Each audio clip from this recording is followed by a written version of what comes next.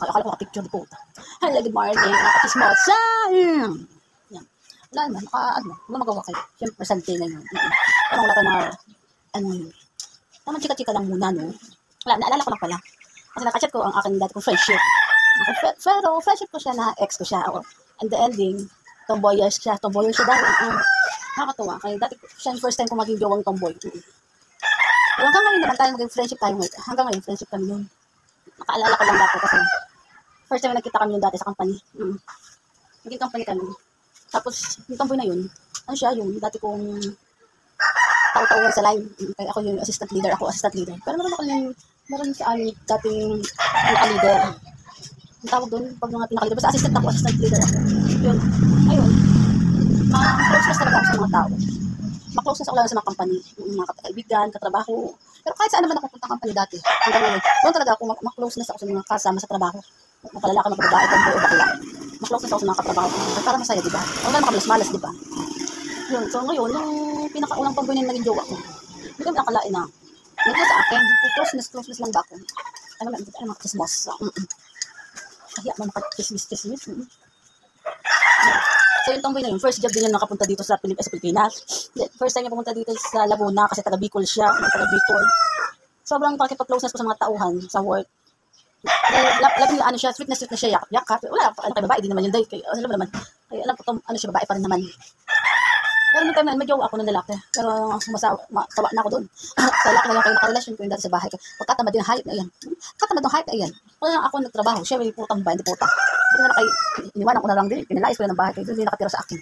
Anong pala, hindi ako pang nagtrabaho. Puta. Yung kaya ginawa ko yun. Ang maganda lang sa amin na mag-jowa ang dalawa kasi taga siya, taga Bicol siya. Tapos yung dati namin katrabaho na ano siya, tawag dito? Ate, parang kapitbahay doon. Lapit sa lugar namin. So, libang, siya, maya pa kami, doon siya, kabuyaw, ganun. Tapos, yun pala, nakakajawa na pala. Kaya pala pag nag-uwi ako, mauna siya mag-uwi. Siya nagpapaalam. So, siyempre ang ending, di na mag-jawa ko na kay babae man din yun, kaya wala pa kailang kahit makabilisan. So, matagal kami naging karelasyon. Tapos, nagtira siya sa akin sa bahay. Siyempre, kilala naman niya yung kapatid kong bunso na namatay dati. Tsaka yung nanay ko dati, ako kilala niya. Napaka-free akong mag-jowa. Kahit may sakit yung nanay ko, friendship siya. May palibasa, magaling magputo-puto sa mama ko. Yun si jowa, kinukutuhan lagi sa nanay ko. Close na silang dalawa. Yan, nakatira lang sa akin yung jowa ko na yun. Matagal kami naging mag-jowa noon. Nagkaroon kami adapt dati na babae sa pinsan ko. Kaso nagkaroon sila ng problema, naging okay na sila mag-asawa. Ngayon, binalik ko na lang yung anak nilang bata. Kaya, hindi na kami nagkaroon ng anak ng tomboy na yun. Pero okay kami dalawa. Maganda pa rin sa banding namin noon, yung dating tomboy ko. Yung family nga, taga Bicol, nakapunta rin kami doon sa Bicol. Kahit yung kapatid ko nakapunta doon sa Bicol. Kay friend din ng kapatid ko, yung kapatid niya, may magkakaedad kasi mga babae. Kaya, sa tropa-tropa din. So, tapos kami, nakapasyal din kami ng kabit ng ang tawag doon, Bicol. Nakapunta kami doon dati sa Bicol. Kaya nakapasyal kami sa bahay nila, sa pamilya niya. Close na close talaga kami.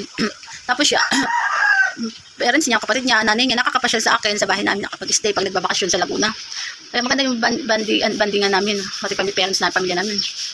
Kaya ang ending ngayon, sumalangit na yung parents niya, nanay niya, tatay niya, patay na din. Parang ako din, pero noon mas matagal na una yung parents ko at papa at mama ko, mas nauna sa parents niya namatay. Kaya nakilala naman yun yung ex-jowa. Friendship ko kasi yun. Tapos may mga times lang, nagtatrabaho kami dati ni friendship jowa. Hindi kami nagkakasabay sa ship ng pasok. Ngayon, nagkakaroon ako ng jowa lalaki. Nagpag-relasyon ako nun kasi ang ending, gusto ko lang naman siya gusto ko lang magkaroon ng anak. Pag-relasyon kayo, parang gusto ko lang magka-anak. Pero hindi ako nagka-anak doon. Kahit anong gawin ko, hindi talaga. Umamin ako sa kanya, nagkaroon ako ng jowa noon, pero magalit man siya. Kaya maging kami pa rin. So, continuous pa rin ang namin, ang relasyon. Kaya, ano ako dati. Kasalanan ko, okay lang sa kanya. Pero hinayaan ko man siya kung magkaroon man siya ng loko. Kapag landian ba, hinayaan ko lang siya. Wala, hindi babae din naman eh. Wala namang mangyayari. Hindi doon, friendship pa rin kami. Ngayon, yung nawalan ako kami ng trabaho, ako nakatambay ako doon sa pinsan ko dati. Yung pinsan ko, yung foreign na as jowa, sa asawa. Doon ako natambay sa pinsan ko kasi minsan wala yung jowa doon. Na tomboy. Sa galaan kami. Hindi na ako nagtatrabaho noon, kaya nakatambay ako sa pinsan ko. Pero masaya ako kasi dami katutunan. Madaming alak, yung Yossi, ay, napakatambay ko talaga. Kaya siyempre, parang simula na wala na ko yung parents ko. Naging malaya ba ako? Ginawa ko, nangyari na sa akin lahat. Na kaya ko nang gawin. Lahat, kahit masama, marami ko nanggaling. Ay, galing. Kumbaga, maraming tambay lagi kasi yung hindi ba nakatulog. Pero kami, pag mag-inom kami ng, sa pinsan ko lang, mag-inom kami sa bahay. Tapos nagpo-party-party kami. Kumbaga, kasi yung jowa ko nun, umuwi ng Bicol. Kasi yung kapatid niya, yung ate niya, na nasa Merako. Sa ibang bansa. So, walang katrabaho walang kasama yung ate niya. Umuwi siya ng Bicol. Kasi wala siya trabaho. Pero kahit na nasa Bicol siya, magjowa kami noon, kakachat kami, yung tipong kahit dahil wala kang trabaho, di wala kang panlog. Kahit mag-extra, parang lang message na parang, tawag doon, kamusta-musta lang ba? Tapos, dumating sa time na, sobrang tagal namin, siguro 8 years kami dalawa. Pero isang taon na nasa Bicol na siya. Nasa Bicol na siya, tambay kami. Ako sa pinsan ko nakatira siya, umuwi sa atin niya. Makalayo kami. Ngayon, nag-anak sa kanya na, syempre, friendship kami, malayo. Kahit sino mangyari. Kahit sino naman. Pag magpumunta ka sa malayo, parang long distance, parang ganun, long distance. Tututo ka talaga makajowa ng iba. Diba? Magkakaloko-lokohan lang kayong dalawa. Kaya ending, sinabi ko talaga dun sa jowa ko nun, si Jowa friendship, na mag-break na tayo. Mag-break na tayo, tapos tayo ay mag-friendship pa rin tayo. Diba? Kasi matagal pa na tayo, magkaibigan na tayo. Tapos sabi ko sa kanya, na mas maganda na magkaroon kayo ng jowa kasi at least hindi ka na mahirapan, di ba? Parang hindi ka mahihirapan, hindi mo na kailangan magkaroon ng kasalanan, hindi mo na kailangan kasalanan kasi magkakajowa pa, di ba? Pero at least yung friendship natin okay pa rin. Kaya ang ending, pinagkausapan talaga namin maigi yun. That's why until now kami nag-friendship kami, kaya lang hindi na siya ganoon malapit sa akin. Hindi ko lang, siguro nakataksil pa, puta. Pero ang friendship namin kasi kahit sa mga naging ex ko dati, siya lang pinifriend ko na ex ko dati. Kasi iba yung friendship namin kasi pamilya namin, parehong kaibigan dati. Kaya, kahit sa mga kapatid namin, kilala sila sa bawat isa namin, di ba? Kaya, yun lang. Sa tagal-tagal na naging relasyon ko dati.